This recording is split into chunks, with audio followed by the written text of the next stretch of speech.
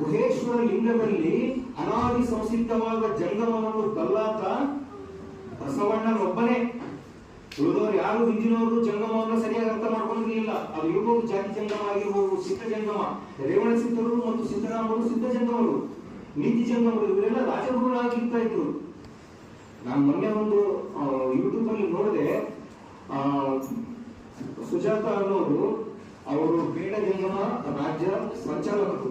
ಅವ್ರು ಹೇಳ್ತಾ ಇದ್ದಾರೆ, ವಿ ಆರ್ ರಿಲಿಜಿಯಸ್ ಇನ್ಫೀರಿಯರ್ ಬೆಕ್ಕರ್ಸ್ ಅಂತ. ನೀವು ಹೆಂಗೆ ರಿಲಿಜಿಯಸ್ ಇನ್ಫೀರಿಯರ್ ಬೆಕ್ಕರ್ಸ್ ಆಗ್ತೀವಿ ಸ್ವಾಮಿ? ಪಂಚಪೀಠಗಳವರು ನಾವು ಎಲ್ಲರಿಗೂ ಎತ್ತದಂತ ಕೈ ಇಟ್ಕೊಂಡು ತೆಗೆಯೋದೇ ಇಲ್ಲ. 1000 ವರ್ಷ ಆದ್ರೂ ಇಷ್ಟೇ ಕೈ ಇಟ್ಕೊಂಡಿದ್ದೀವಿ ನಾವು ಶ್ರೇಷ್ಠ ಅಂತ. ನೀವು ಹೇಳ್ತಾ ಇದ್ರಿ ನಾವು ರಿಲಿಜಿಯಸ್ ಇನ್ಫೀರಿಯರ್ ಬೆಕ್ಕರ್ಸ್ ಅಂತ. ಅದು ಹೇಳಿದ್ದು ಬುಡುಗ ಜಂಗಮರಿಗೆ, ನಿಮಗಲ್ಲ. ಬುಡುಗ ಮತ್ತು ಬೇಡ, ಬೇಡ ಶಬ್ದ ನೋಡಿ, ಬೇಡ ಅಂದ್ರೆ ಭೇದ ಶಬ್ದದಿಂದ ಬರುತ್ತೆ.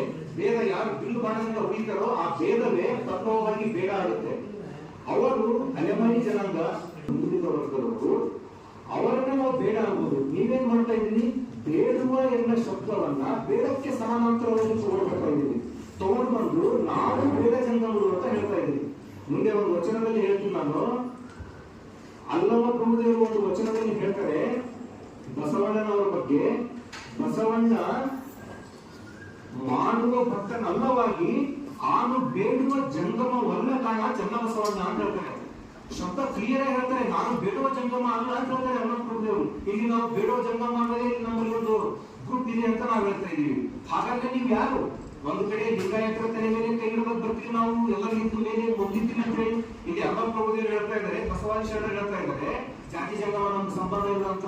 ಕಾಳಮುಖ ಸಂಕೇತ, ಪಾಶುಪತ ಪತ್ರವನಯ್ಯ, ಲಾಕುದೀಶ ಎಲ್ಲರೂ ಹೋದ್ರು. ಅವರೇನು ಹಿಂದಿದ್ದಂತ ಯೋಗಿಗಳು, ಜ್ಯೋತಿಗಳು ಎಲ್ಲರೂ ಬಂದು ಬಿಟ್ಟು ಬಸವಣ್ಣನಿಗೆ ಹೋಗಿ ನಮೋ ನಮೋ ಅಂದ್ಬಿಟ್ಟು ಲಿಂಗಾಯತರ ಆಗ್ಬಿಟ್ರು. ಅವಾಗಲೇ ಹೋಗ್ಬಿಟ್ಟು ಹಿಂದಿದ್ದದೆಲ್ಲ ಮತ್ತೆ ಇದೇ ಇದೆ ಅಂತ ತಗೊಂಡ್ ಬಂದ್ರೆ ನೀವು ಒಂದು ಕೆಲಸ ಮಾಡಿ, ನಾವು ಲಿಂಗಾಯತರಿಗೆ ನಮ್ಗೆ ಸಂಬಂಧ ಇಲ್ಲ, ಬಸವನಿಗೆ ಸಂಬಂಧ ಇಲ್ಲ ಅಂತ ಹೇಳ್ಬಿಡಿ. ಹಂಗ ಹೇಳಿದ್ರು ಓಕೆನೆ, ಹಂಗೂ ಹೇಳಲ್ಲ ನೀವು. ಇಲ್ಲಿನೂ ಬರ್ತೀರಾ, ಇಲ್ಲಿ ಲಿಂಗಾಯತಕ್ಕೂ ಸ್ವತಂತ್ರ ಆಗೋದಕ್ಕೂ ಬಿಡೋದಿಲ್ಲ, ಇದು ಒಂದು ನಮ್ದೇ, ಇದು ನಮ್ಮಿಂದ ಬಂತು ಅಂತ ಹೇಳ್ತೀರಾ. ಅಲ್ಲಿ ಹೋಗ್ತೀರಾ, ದಲಿತರ ತಲೆ ಮೇಲೆ ಕೈ ಇಟ್ಟು ಅವರ ಹೊಟ್ಟೆ ಮೇಲೂ ಸಹಿತ ಕಾಲಿರುವಂತ ಕೆಲಸ ಮಾಡ್ತೀರಾ. ನಾಚಿಕೆ ಆಗಲ್ವಾ ನಿಮ್ಗೆ?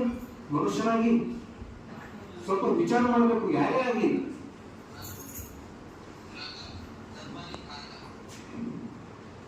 ಇನ್ನು ಇಂತಹ ಜಂಗಮ ಏನು ವಿಕೃತಿಗಳಾಗಿಟ್ಟಿದ್ರು, ಇದನ್ನ ತಿರಸ್ಕಾರ ಮಾಡ್ತಾರೆ ಬಸವಾದಿ ಶರಣರು.